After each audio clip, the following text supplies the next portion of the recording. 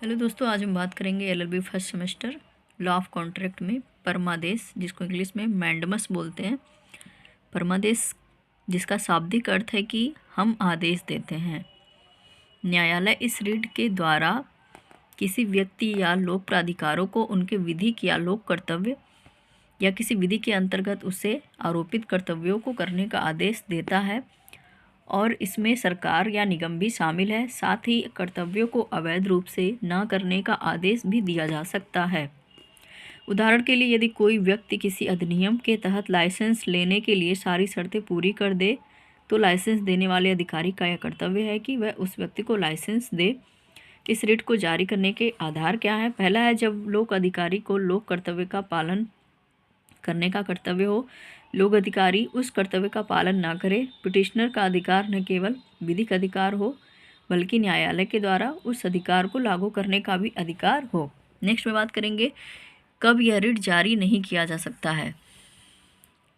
पहला है, किसी निजी व्यक्ति या निजी संस्था के विरुद्ध जो विभाग गैर संवैधानिक हो। तीसरा है, भारत के राष्ट्रपति या राज्य के राज्यपालों के विरुद्ध।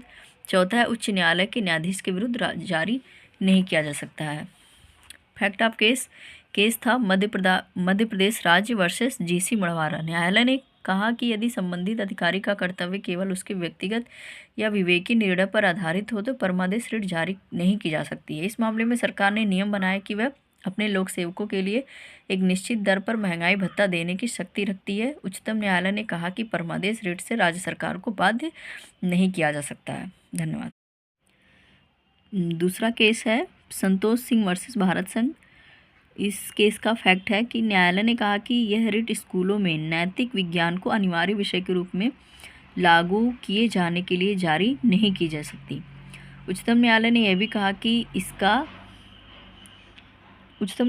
कि इस रिट का प्रयोग केवल मूल अधिकारों के उल्लंघन पर उपचार के लिए किया जा सकता है।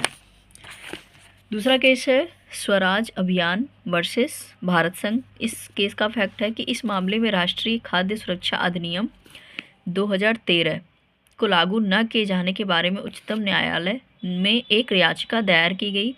उच्चतम न्यायालय ने कहा कि राज्य सरकार यह निर्देश नहीं दे सकती कि सूखा प्रधान क्षेत्रों में ज़रूरतमंद व्यक्तियों को आवश्यक वस्तुएं उपलब्ध कराएं।